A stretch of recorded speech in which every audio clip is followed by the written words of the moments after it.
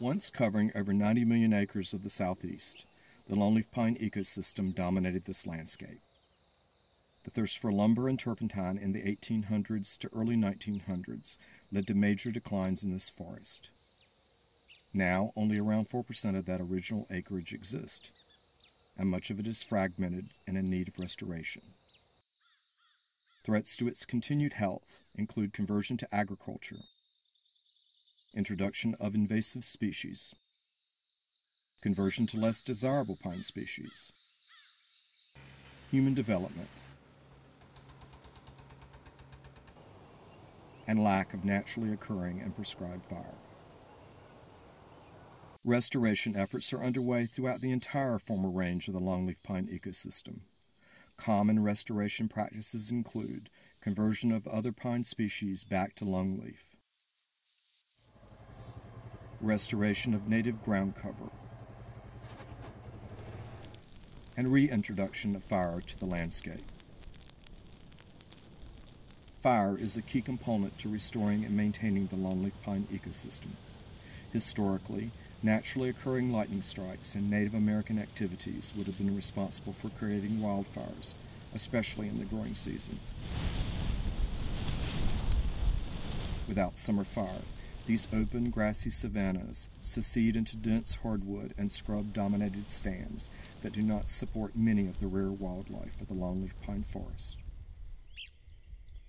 The Longleaf Pine ecosystem is home to birds, mammals, and reptiles and plants that occur nowhere else. These unique species include the endangered red-cockaded woodpecker,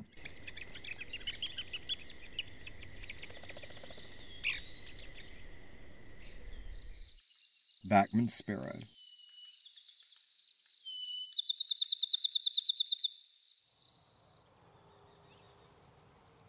southeastern fox squirrel,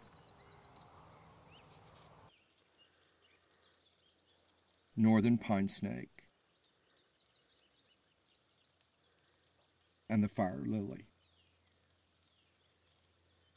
Within the longleaf ecosystem, there are habitats critical to the existence of numerous rare amphibians. Two examples of these disappearing amphibians are the Carolina Gopher Frog and the Pine Barrens Treefrog.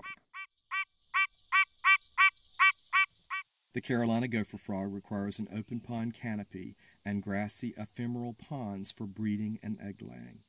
These ponds are fed by groundwater as well as fall and winter rain. They periodically dry out, which keeps fish and other predators from inhabiting the pools. When dry, these ponds would typically be exposed to fire to maintain the open, grassy habitat. Pools of this type are one of the most threatened habitats in the southeast. Outside of the breeding season, the gopher frog may travel as much as 2 miles from the pond. True to its namesake, the gopher frog resides the rest of the year in an underground burrow, such as created by a rotting pine stump. Conservation efforts to benefit the gopher frog and other longleaf ecosystem amphibians include restoration of seasonal ponds through removal of undesirable trees to increase the amount of light to the pool,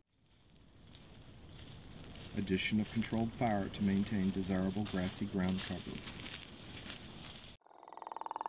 head starting frog egg masses in captivity to return to the wild, and creation of new artificial pools and burrows.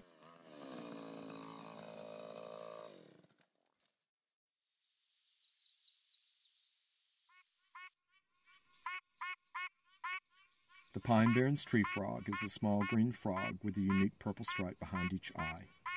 It lives in shrubby wetlands exposed to frequent fire that bisect the grassy uplands of the longleaf pine forest. In contrast to the movement patterns of the gopher frog, the Pine Barrens Treefrog may live its entire life in the same small wetland.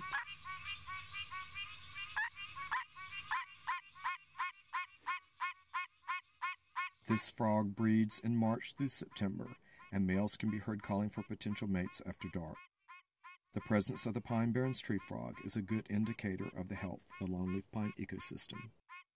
The range of the Pine Barrens Treefrog is now limited to relatively small, isolated populations on well-managed public and private lands that use fire as a land management tool.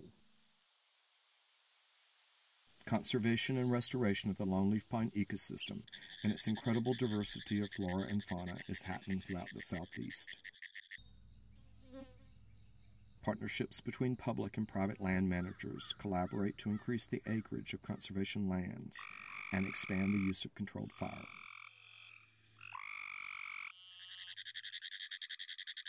Educational programs such as the Disappearing Frogs Project are crucial for increasing awareness and cultivating compassion for the Longleaf Pine ecosystem so that we may assure that these unique species and landscapes remain for generations to come.